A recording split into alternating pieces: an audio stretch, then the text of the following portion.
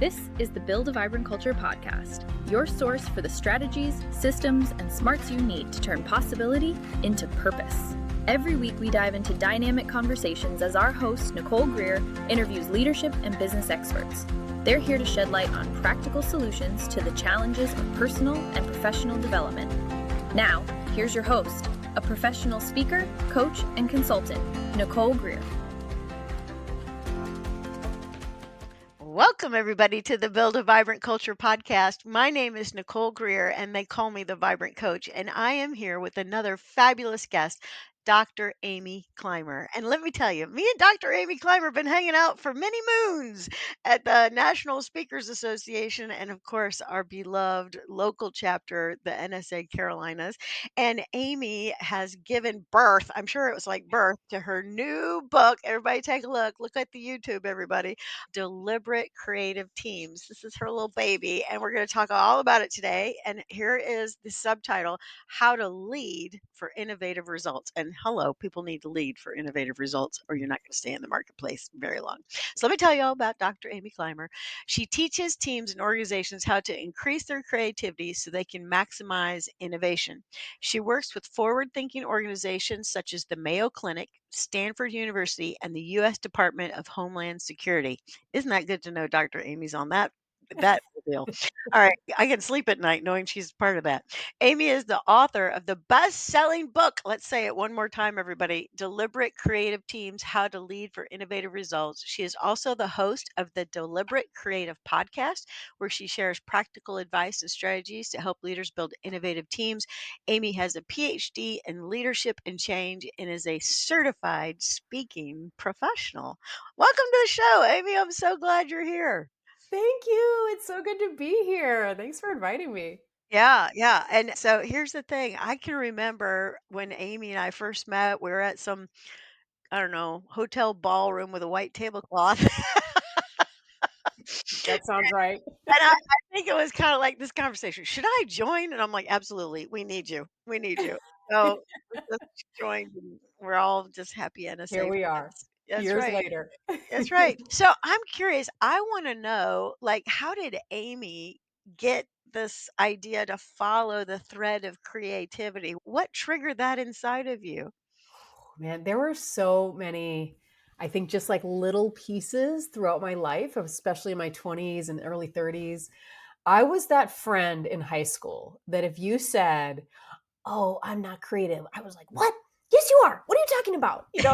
And I didn't really know anything about creativity then, but I knew that there was this potential that we all had. And anyway, fast forward, had a couple negative experiences in college and just didn't do anything artistic or creative for a long time until after college. And then I had an interesting experience I guess I was around my mid 20s. I was in my first real job, the job where you get benefits. Feels like, okay, you're Right. official now. They subtracted FICA from your numbers and you didn't know why. You're like, what's Exactly. FICA? Like, what are all these small deductions? But okay, we're going with it. Anyway, so I'm in this job and I'm a part of this team. And the team, it was maybe 10, 12 of us. We worked at a university. And there was a lot of potential in this team. Mm, Everyone was, youngish, 20s, 30s, lots of energy, smart. And I just was seeing this team like get stuck over and over. mm. And one day in particular, and I wrote about this in the book, one of my teammates, Maria, we're in the middle of a team meeting and she said, "Okay, y'all, I have an issue. Could we spend a few minutes? I'd love to just brainstorm and get some feedback from you. I'll get some ideas from you." And I'm like half listening, right? And I hear the word brainstorm. I'm like, "Oh, okay. Yes, I'm in." And Right. I get There's really something excited. in your soul, Amy, that's creativity. I don't Like, know what it is, right? yes. So I get really excited and she lays out the issue and then we start throwing ideas out and things are going really well. We have about 3 ideas and the fourth idea, this other guy, Phil, says, "Oh no, we can't do that. We did that in 1985 and it was a complete disaster." And okay, Nicole, your reaction was the exact reaction I had. Like, I just dude, bust out shush. laughing. I thought he was joking. And then he glared at me and I thought, "Oh my gosh." And all these things are rapid fire in my head. Wait, what? Is he serious? 1985, like back when cassette tapes were the cutting edge technology? REO Speedwagon was at the top of the charts. I There remember you those go. days. Right? Oh my gosh. So anyway, turns out he was actually serious. And I just left that meeting so frustrated because, of course, you know what happened next. Nobody said anything. Maria's like, okay, does anybody have any more ideas? And everyone's like, oh, I ain't saying Right, like anything. this cloud of negativity came over the Yeah. creativity. Yeah. And that, I don't know why, because I'd certainly been in those situations before. I mean, we've all had moments where somebody's shooting down ideas and it just stagnates everything. But something about that particular day, I just got this bug in me of like, why are some teams creative and some not? And then I Yeah. spent the next 10 years just digging into it and eventually decided, okay, I'm going to go get a PhD in this so I can really understand it. And Right, thankfully right. I did. So a little bit Yeah. of a long answer, but that's kind of how I got into this stuff.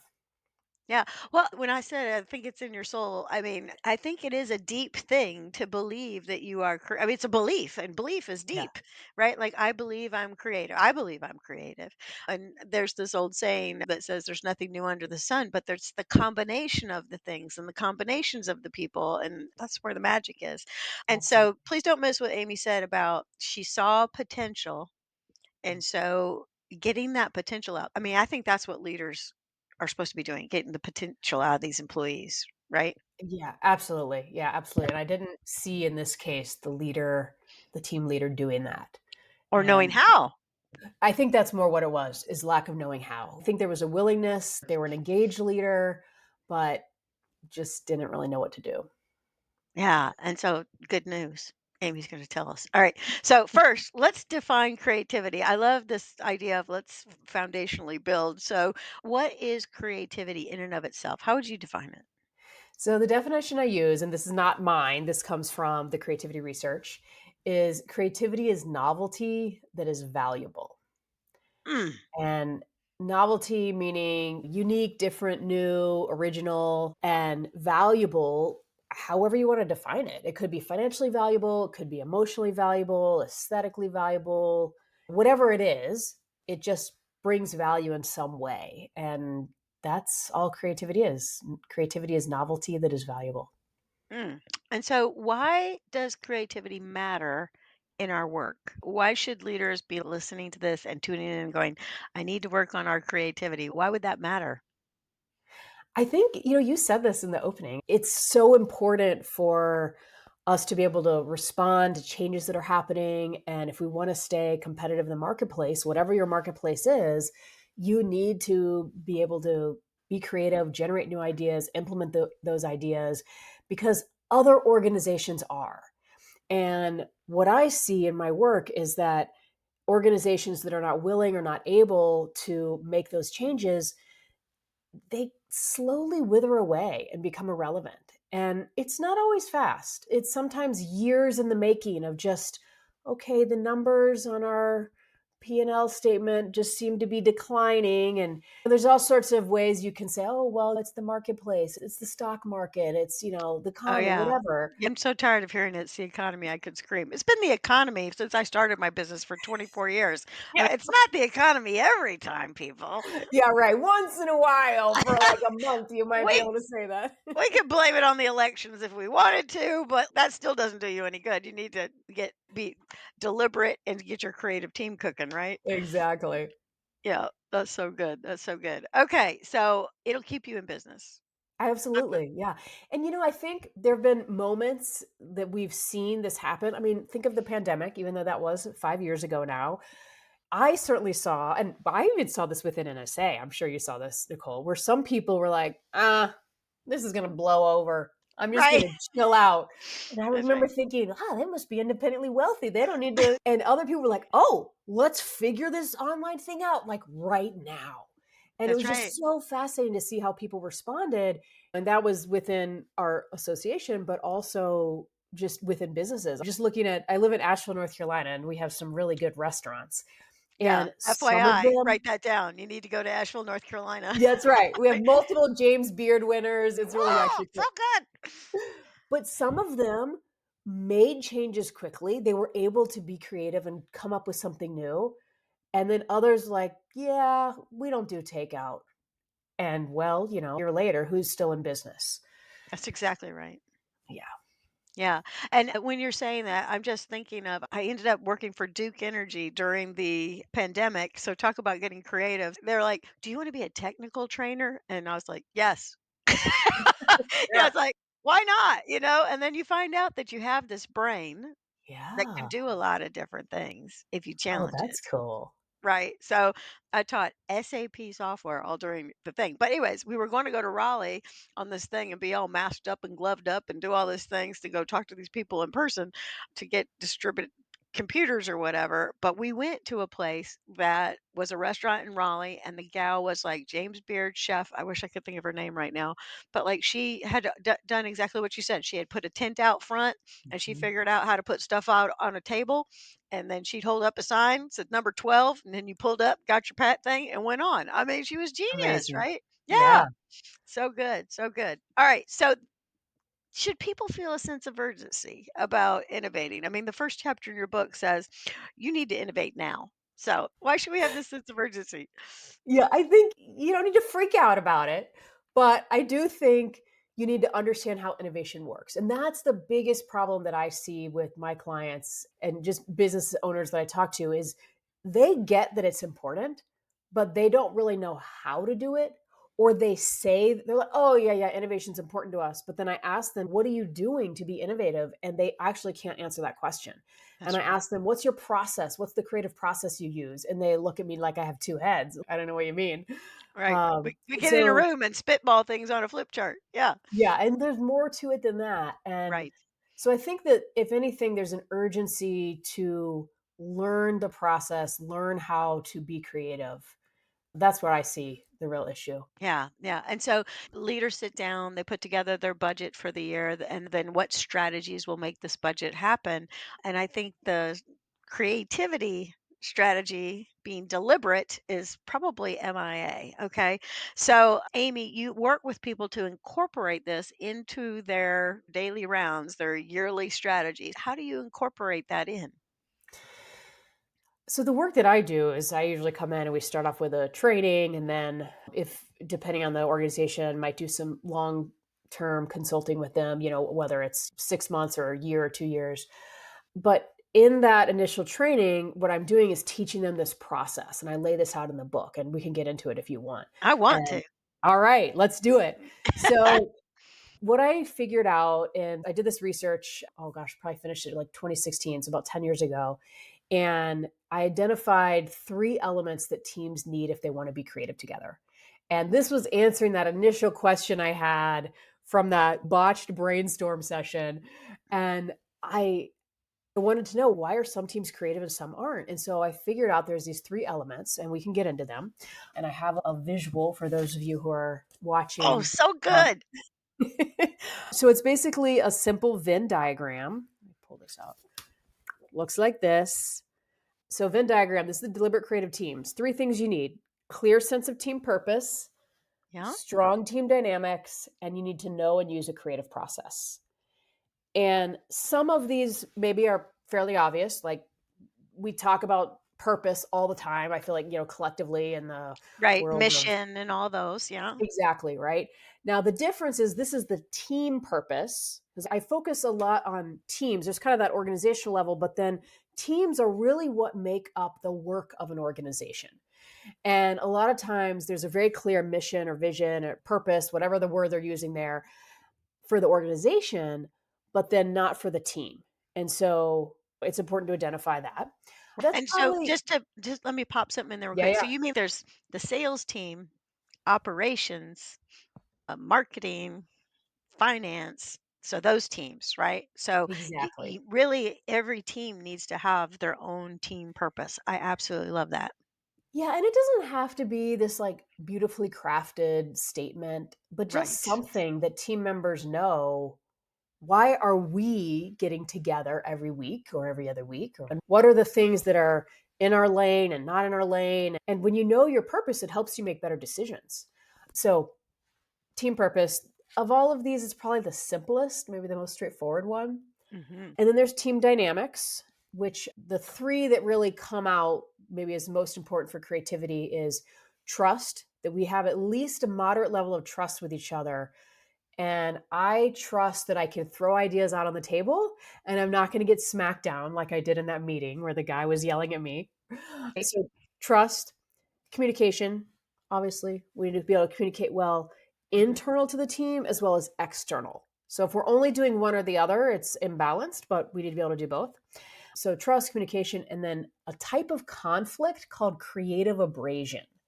Ooh, And I love this term. This me comes from, too. yeah, it's a really cool term. It comes from this guy, Jerry Hirschberg, who was put in charge of Nissan, of the US Nissan. When Nissan came to the United States in the 80s, there was this merging of like Japanese engineering with American ingenuity. And as you could imagine, there were a lot of culture clashes. Yes. Like they couldn't even agree on what appropriate attire was to wear to work. But what this guy, Jerry Hirschberg, realized is we need to be able to have disagreements about the work. And that if we're too polite and we're not getting into it, then we end up making bad decisions. And that's called groupthink. We want to avoid Mhm. that. But on the flip side, if we're always in disagreement, that's not helpful either. Or if we're in disagreement around our culture or our personalities or identities, also not helpful. We want low conflict around personality and identities, but we want some conflict around the work. Like, should we do this or not?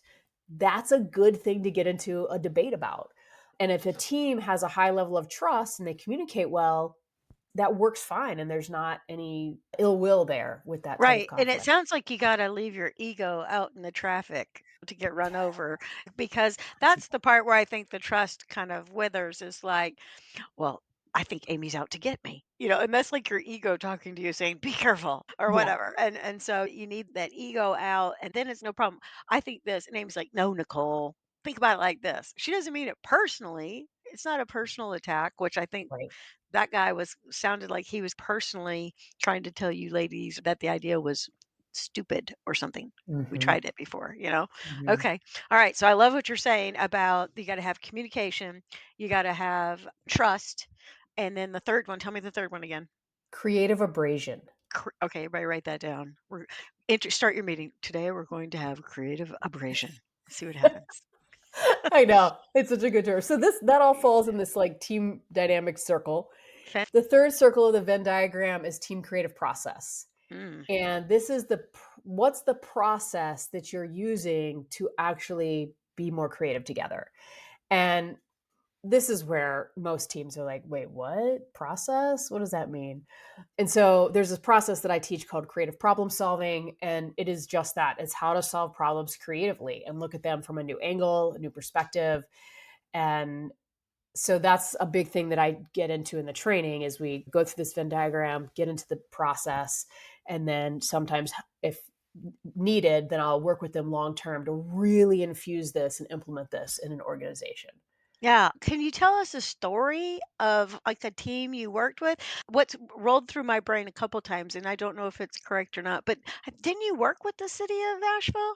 I did, That's what yes. I remember. Yeah. And I bet you really helped them. And I don't know, were they fabulous because it was Asheville? I don't know.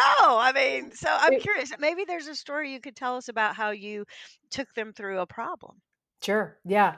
Yeah. I facilitated the City of Asheville retreat in 2024, February 2024. And this is really random because it's the city council and there's all sorts of rules about transparency. The entire 2-day retreat was Open to recorded the public. and it was live streamed on YouTube and it's still there, which is very weird for a retreat. But that's what we did. And actually, it was fine. It worked out well. Anyway, my job was I'm focused on I think there's 9 council members plus a few staff were there. So maybe 15 people total. Right. And I introduced this to them, this Venn diagram. And Yeah. then we used the creative process to kind of walk through these strategies that they had identified in previous years and they were still working towards. And they ended up, I think, making an adjustment of adding a new strategy and changing one or something. And Fantastic. When I work with teams, it's experiential and it's like we're getting into it. And so we had these posters on the wall that I had pre-printed that walked through all these questions for each of the different strategies to really get to what are some new ideas of how we want to approach this.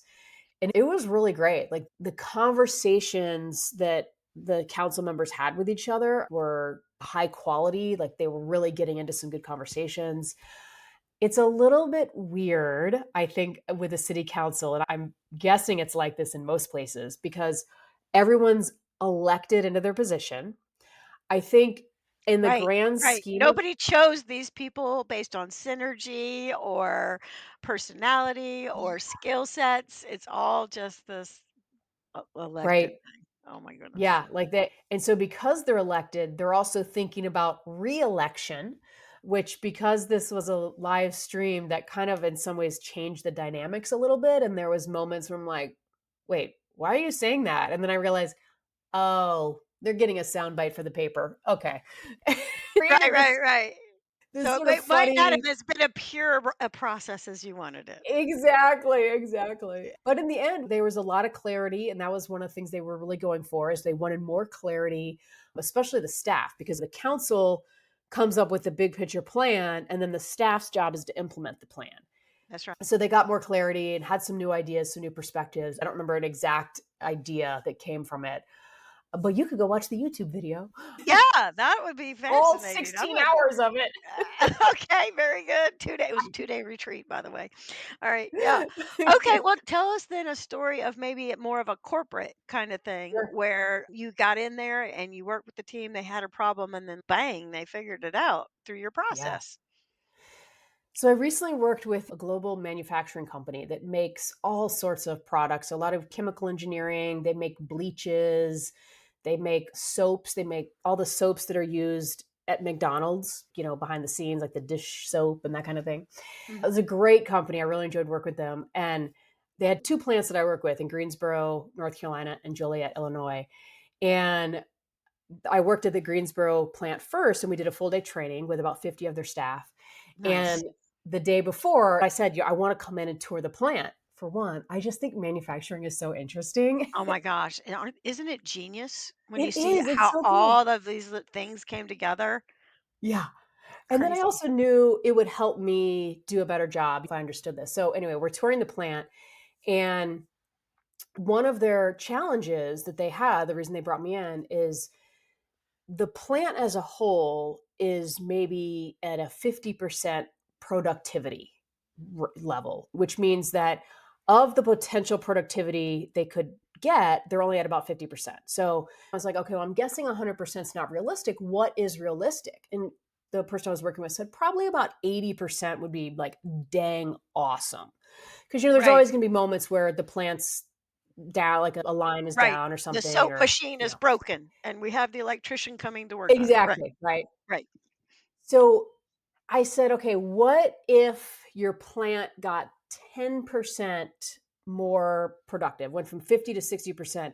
What difference would that make for your company? And she's like, oh, we would make at least $10 million more a year. I was Wow. like, oh, okay, this is a huge deal. So Right, anyway, we're touring around the plant and we get to this one machine and it's this massive machine, like bigger than my house. And she is telling me, she said, this machine is our biggest problem. It's 30 years old. No one else in the country has this machine anymore. And the right. We lost company the no longer manual. makes. Exactly, right? The manual's like long gone. And she said, anytime it breaks, we have to get parts on eBay because they don't make parts for this machine anymore. And I'm thinking, oh my gosh. And of course, replacing this machine is like a minimum of $10 million, probably more. Right. Well, we got all our eggs in this big machine basket. Yeah. And so she's telling me about the parts issue. And I looked at her, I said, oh, well, it sounds like you all should get a 3D printer so you can make your own parts. And she looked at me like, oh my gosh, yes, that's a great idea. And so I'm not sure if they implemented that or not, but we then went into the training. And in my head, I'm thinking, okay, $10 million dollars a year if we can get this more productive. And Right. they had a number of different challenges we were focused on. The group The 50 people were divided into smaller groups. And by the end of the day, they probably had about 500 new ideas that they could implement. And now, And okay, the some of CEO those and the CFO are in the corner going like this. exactly, right? And we counted up the ideas. I can't remember the exact number, but it was somewhere like 4 or 500. That's And so exciting. it was so cool. And a lot of those ideas might not have been that great or creative, but let's say 10% of those. And so we have like 40 or Right. 50 ideas that they didn't have before. These are like actionable, implementable. These are going to save or make money. I mean, that's amazing to me that this group of 50 people could do that. And actually, the idea part, like we were actually generating ideas, that was about an hour of the whole day. Isn't that Um, something? and then, of course, they learn the process so they can repeat that on their own. And yeah, Yeah. it's And almost so I said just a minute ago, that is so exciting. And we're excited. If you're listening to us, you're like, yep, you girls are excited. But here's the thing, it's like that is a vibrant culture. Mhm. Because here's the thing, there's a dude or a dudette who works at this place who is so sick of this machine. Yeah, And so sick of the same thing coming back around. It's like Groundhog Day for that person. And then boom, we finally get in a room, we bring all of our genius together, and out come these ideas. I mean, it's going to take that 20-year worker or 2-year worker, but take that person and just energize them like there's no tomorrow. Now there's hope, joy, excitement. And that's what a vibrant culture is. So, I mean, creativity and vibrant culture go together like peanut butter and jelly. So exciting. Yes. So love it. good. Are you ready to build your vibrant culture? Bring Nicole Greer to speak to your leadership team, conference, or organization to help them with their strategies, systems, and smarts to increase clarity, accountability, energy, and results. Your organization will get lit from within. Email her at nicole@vibrantculture.com and be sure to check out Nicole's TEDx talk at vibrantculture.com. Okay, so you took them through the process. So we've got this big machine. So what is the process for going through the creative thing? Now, listen, you got to go out and get your copy right here, right? Deliberate creative teams, how to lead for innovative results. All right, so you got to get your copy so you get all the deets. But at a high level, what is the process? Yeah. Okay. I have another little visual. Yay, we loved visuals. Yeah. So, for those of you not virtually, this is basically a four-stage circular process. It's called creative problem solving. I did not invent this. This came out initially the late 40s. It's been refined and researched since then. What's so fascinating is there's loads of research studies that say if you follow this process, you will be more creative. So this isn't just me, little lonely consultant saying it's a good idea. There's, We're telling lots you. of yeah, exactly. So that to me is really exciting. I feel like it's really important that my work is research based Of because course. it just gives it some validity and yeah. All right, so here's the four-stage process. Now, this is based on how we as humans naturally solve problems. So, as I walk through this, you might realize you've done this process a Hmm. lot, but there's a little challenge that we each have, which I'll talk about in a minute. Okay. All right, stage one, clarify. What is the problem? What's going on? If we were to take this same issue with this big machine, really clarifying what's the problem with the machine. And it's not just that it's 30 years old, there's more depth to it. And so this might be Right. where you go around and you interview the people using the machine. Maybe you find somebody who was part of building it and you talk to them and you really want to dig into the problem. This is a place I see a lot of organizations just skim past. All right, so clarifying the problem. From there, you'll come up with some sort of question that helps you move forward to the next stage, which is ideate. So then you generate ideas for that particular challenge or that question. For instance, with this machine, your question could be something like, how might we keep this machine but prevent it from breaking as much? Or how might we replace this machine? So those are two really Right, it's different kinda like questions. the thesis question when you wrote your paper, right? So, I'll just tell y'all a quick story. So, when I don't have a PhD, I just have a master's degree, but I had to write this thing called a cornerstone, I think that's what it was called, project, and Dr. Pamela and if you see me on YouTube, Dr. Pamela. And so, I would bring my thesis question to her for my paper, and she would say, Try again. And I'd say, "Oh, okay." I would go And try that's it? again. No more Right. feedback? Yeah, well, I mean, a little bit, but it was a little she was a different gal. But anyway, so I would go away, I would come back, I would go away, come back. Finally, like the 6th time, she's like, "That's a good one. Do that." I said, "Okay." So, but here was the thing. If you don't have a clear question, you'll Mhm. be all over the place. And that's what she Exactly. was trying to teach me. And so I got myself narrowed enough that at least I could drill down one hole instead of drilling 70 holes an inch deep. I Yeah. went down a mile on one Yep. question. Yeah.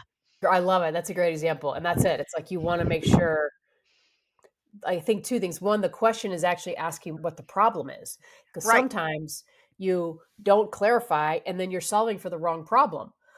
Mm, And then you also wanna make sure, like you said, that it's specific enough. right. Alright. The So, focus people. yeah, clarify. The next one is ideate. So, generating ideas to address that particular question. And most teams do what I did with that team early in my career, where Maria has the idea and Phil shoots it down, or Maria has the problem, Phil shoots it down. And the problem is we were brainstorming. We were doing a classic brainstorming approach. Mhm. There's all this research that shows brainstorming might not be the best method Don't miss to that. generate. Yeah, and but it's what we all do because it's what we all know. And this Mhm. technique came out in 1948. This little book called Your Creative Power that was written by Alex Osborne. He was one of the Wasn't he admin. advertising? Yeah. Yes, yes. Oh my gosh, I'm so impressed you knew that. Yeah, the firm BBDO, which still exists, he was the O in BBDO. So Alex Osborne comes up with brainstorming, and the book basically goes viral, as we would say today. And we're still using this technique, Mhm. but there's a lot of other techniques. So when I do these trainings, we don't do any brainstorming. We actually use some different ideation techniques, which generate lots of ideas. All right, so you get a lot of ideas. Let's say you're like that group that I was working with, you have 500 ideas. That's a lot. Maybe you only have 50. It doesn't matter, but try to get past 5. Keep pushing yourself to see what else you can come up with. And then you take the best ideas, there's an evaluation process. You take those best ideas and then you develop them further. Because I like to say that when an idea first comes out of our mouth, it fits on a post it note and it's just not developed enough. So we have to spend some time looking at what if we did this? What might it look like? What would be good about it? What wouldn't? And then from there, you end up implementing. That's the 4th stage. So clarify, ideate, develop, implement. And with implement, I really encourage clients, how small can you start? Right? Like Mhm. maybe it's going to cost $1 million. This pilot thing. Yeah, smaller than a Exactly. pilot. Yeah. Pilot, prototype, whatever you want to call it. But start small and just do a little testing and see if it'll work. And then, I mean, it's a cycle. So you go through this over and over again. Mhm. So this is the creative problem solving cycle, which sits inside this yellow circle here in the deliberate Mhm. creative teams model, the team Mm. creative Don't you process. love a model, people? It helps you I learn. I do love models. I do too. I love all your models. All right. And so the thing that I'm picking up from that last model is that the bottom triangle or square turned on its edge is where you say develop. And I think that in my experience or what's hitting me, I don't know if it's true, but what feels right is that like we don't even play with develop. We ideate, we decide. Like maybe some people change out the word develop for decide. Like that won't work or that will definitely work. I love the develop part. And then Mhm. we'll go over here and we'll get her rolling. But I think that people confuse develop with decide. I think you're right. And then what I think happens is, well, sometimes we shoot down an idea too soon, because it only is a sentence or 2. It fits on a Post-it note. So spend a little time talking about it. There's a technique in the book that is a great tool for a 15-minute conversation you could have Mm, to mm, start developing an idea. And it's a way to decide, especially those ideas that you think aren't going to work. It has some questions that helps you kind of flesh it out a little more to be like, okay, yeah, this actually might work. Or you realize, oh, I thought this was a good idea, but this is going to be a mess. And one thing that's really cool that I've seen is, often there's a split, right? Some people love an idea, some people hate it. right. And by going through that develop stage, it can sometimes turn the resistors into advocates. And that's kind of exciting. Yeah. Well, I've got so many questions about how this meshes with change management. For example, Mm. tonight I'm going to be teaching change management for UNC Charlotte. And I need to change my whole PowerPoint deck and promote Amy's book, which I'm going to do to all these professionals that'll be in this professional studies organizational class or whatever. But people have resistance to change just like they have to creativity. What in your mind is the connection between doing change management and being deliberate with creativity? How do you put those together? Or do Yeah, I you? mean, yeah, no, absolutely, I do. I think you're right. There is a very tight connection, and hopefully, most change management is somewhat creative. You're leading Yeah. towards a more creative result, and certainly being creative requires change. And I think that is in part the hard part about it. It does require us to make some changes in our lives. And I actually don't believe that people are resistant to change. I think Listen up, people people. I think most of us have made changes in our life on purpose, like with excitement. We've gotten married, we've moved, we changed jobs, we went on a vacation to a place we've never been to. These are all The changes paint we color in the dining room 7 times, all these things. right. Oh, I love it. I think what it is when we're told we have to change and we have no opportunity to be part of it, Mhm. that's when we get resistant. Oh, hold on, don't tell me what to do. I'm going to dig in. And so I think that Yes, really all yes. stages of these, when you bring in the team, you bring in the organization of the entire process, you're going to get more buy-in. I And agree. maybe not everyone's 100%, but what if everyone's 80%? That's amazing. Yeah, Yeah, absolutely. that's what I So think. so Yeah. maybe frame that in your little leadership brain that creativity and change management, they're like kissing cousins. You need maybe the ad card training, pro side training on the change, but then you also need to have Amy Clymer come in and help you do that and kind of meld this together. And I agree with you. I think it's this thing where we're all adults at work. You're changing this, you're not telling me why, and I didn't have any say in it, but it affects my job that I do 40 hours plus a week. That's a big deal to me. All right, I love that. Okay, so the next thing I wanted to ask you about was you say in the book that you have to clear a path for creativity. And Mm. I really love how you said that because you have to tell your team, like I have a mentor, Amy, her name's Ann, and she says, Nicole, it's really good you have all these intentions, but you got to give your intentions attention. And I'm like, yes, ma'am. And so we could intend, we could buy the book, we could read it, we could look at the models, but then you have to give that intention to be creative attention. So that's what I think you're talking about in chapter 8, how to clear the path. So how does a leader Mm. get her going? I'm so glad you brought that up.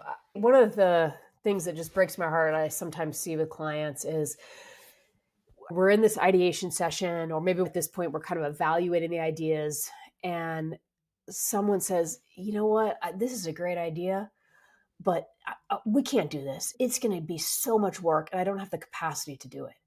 Right. And I think that one of the biggest mistakes leaders make is they don't stop doing things. And so there's Mm. certain things in your organization that you've probably been doing forever, 5, 10, 20 years, that maybe you don't need to do anymore. Or maybe you can change how you do them, and maybe there's a way to streamline them, and especially now with AI. Maybe there's a way to make this more productive so you free up time for some other things.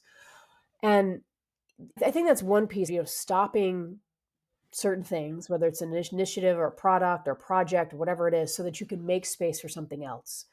And the other thing that's kind of in alignment with that is thinking about meetings. I had a phone call, oh, it's been a while ago now, but I had a phone call with someone who worked for the US Department of Education. It was about 4 o'clock in the afternoon.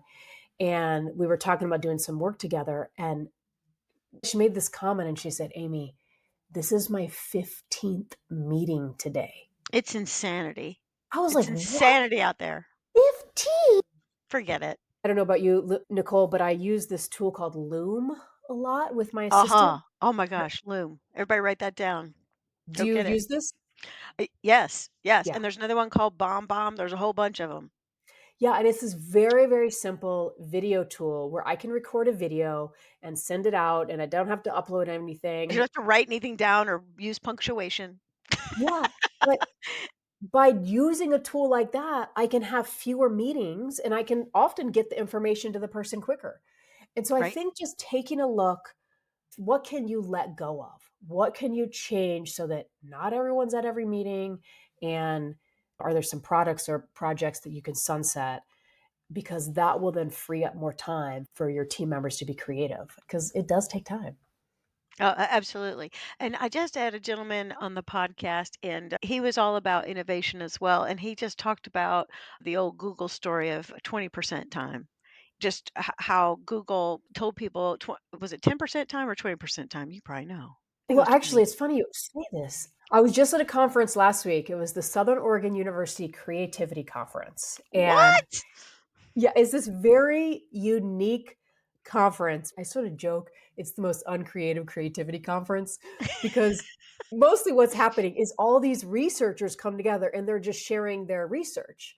And so they care a lot about creativity and they might be doing creativity, but there's not creativity within their presentations, which is sort of funny. But the content of what they're talking about is really high quality.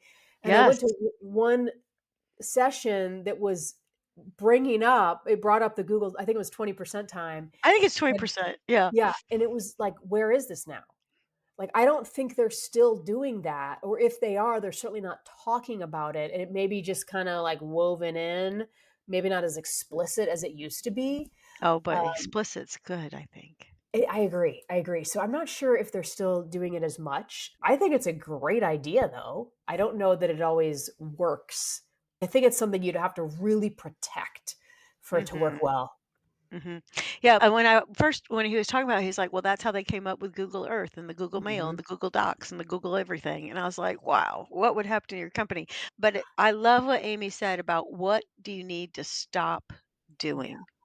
Because a lot of organizations do hold on to process and procedure and products, like you said, things that we're spending time on, and it's got to go. We haven't even looked closely at it in 5 years or whatever the thing is, and we could put Amy to work inside of our organization. That's what we need to do. Okay, all right. So here's my last question. How does an individual's creativity affect the team creativity? That question I think is really rich because it's good to say, oh, we're all going to get training, but we're all like, is George coming to the training? Is he gonna be part of this? 'Cause George is a problem. Don't invite him, please. Or whatever. There's always like a curmudgeon rolling around who's a SME of something, and we can't get rid of him. Yeah. So, what's the truth about that? An Oh, individual's that's great. creativity that affects the team creativity. I love this. I really like the curmudgeons. Uh, Yeah, they're kind of uniquely genius. yeah. In fact, this manufacturing company that I worked with recently, there was a curmudgeon there, and he's in his 60s. He's been working at the company since he was 20 Well, something. So he's 40 years in and gray hair. He's got this like big mustache, and you just look at him and you know, oh boy, man, is this guy, that's a what's going tough to cookie. happen? Right. Yeah. And I can't tell you, Nicole, how many times that person, whoever it is, because it seems like every organization has one, they come up to me afterwards and they say, okay, I had really low expectations, but this was excellent. And they're in. And I think the thing about the curmudgeon is, and in fact, if we go back to that story at the beginning with Phil, where he's like, oh no, we did that in 1985, we can't do it. Right, right, right. I later learned that Phil, and I think anyone who makes that comment, Phil meant well. He was so worried that we were going to implement this idea that he was afraid it wouldn't work. And Yeah, he don't didn't make want a us mistake, ladies. Yeah. exactly, right? He didn't Mhm. want a mistake to be made and to waste time and energy and money and all this. So he meant really well. And I think that's one of the best things that teams can do is understand that even the person shooting down ideas has positive intentions. So, okay, that doesn't really answer the question, but that's just an aside. I think it's important to say. Yeah, absolutely. But I think that individual creativity is helpful. What's interesting is that when you go through the creative problem solving process and you're understanding the elements of deliberate creative teams, individual creativity isn't as important. If you have this whole process and the team is following it together, I think what happens is Mhm. the individual creativity goes up as the collective creativity goes up. And Mm, most of us, most professionals who work in corporations or nonprofits or wherever, we don't have enough opportunity to stretch that creative muscle. And I believe deep in my soul, and again, this is backed by research, that we have incredible potential as humans to be creative. So if people feel they're not creative, well, first of all, they are. But I also that's think right. they have this ability to become more creative just by following this process. And I think if my team back early in my career was using this process, Phil would have known we're going to generate ideas and then we're going to evaluate the ideas. And he would have known there was space to evaluate the ideas so he could just chill. He could relax, he could be present. And when the time came to evaluate the ideas, he would have the place to do it. Hmm. But never in my life have I worked on a team where there was a conversation about how we were going to be creative together. And No. usually there's not even a conversation about how to brainstorm. We just go in assuming everyone knows how to do it. When if we just said, okay, we're going to generate ideas for 5 minutes and then we're going to spend 10 minutes evaluating the ideas. Well, Phil could have relaxed and he would be like, all right, I'm all in. And I think that the curmudgeons, they get this bad rap because they mean well, but they don't know there's a space for them. And so they jump in, they get scared in a way. Right. So And then we're like, he's a pessimist, and we start labeling, and then we're off on a whole nother adventure, not called exactly. deliberate creativity. Exactly.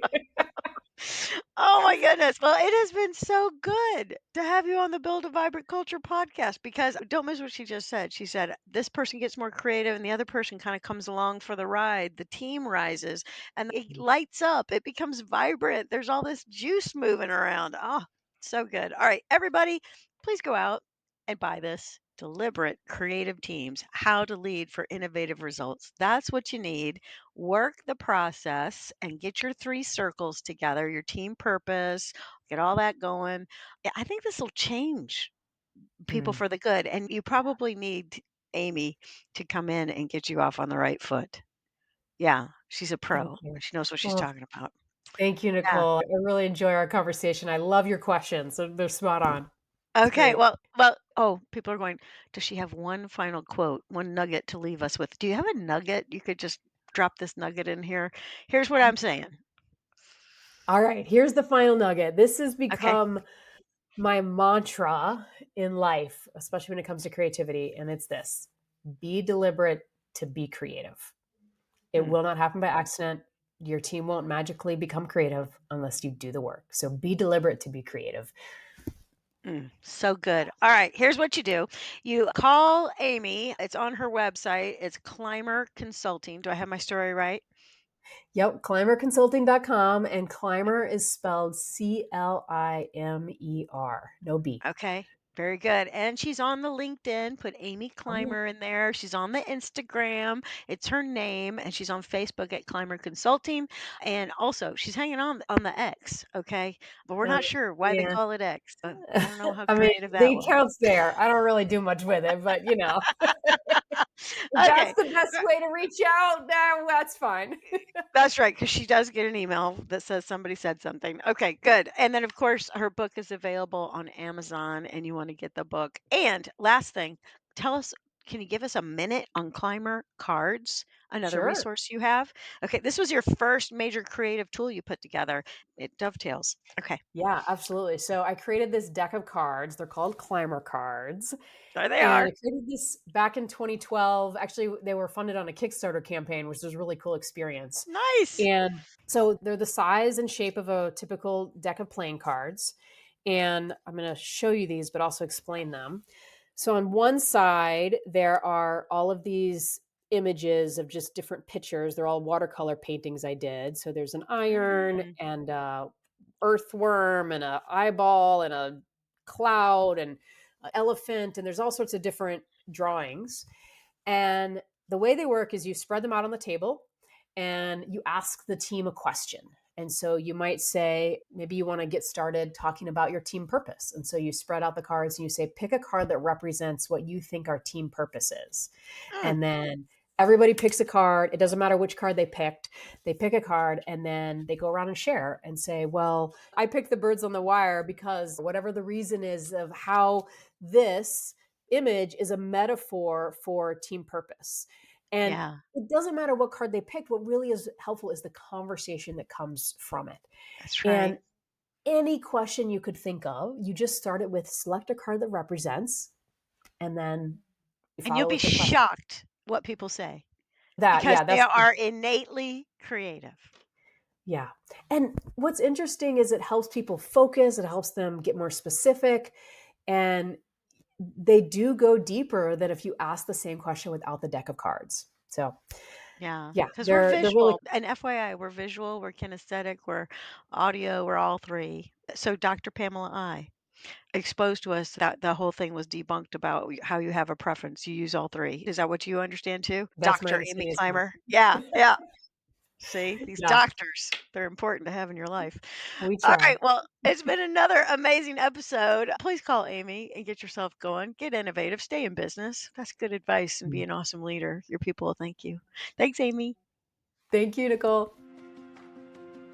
Thank you for joining us on this episode of the Build a Vibrant Culture podcast. If you found value in today's episode, please take a moment to leave us a review on your favorite podcast platform. Your feedback helps us improve and reach more like-minded listeners. Remember, the journey to building a vibrant culture never stops. Stay inspired, keep nurturing your vibrant culture, and we can't wait to reconnect with you on the next exciting episode of the Build a Vibrant Culture podcast.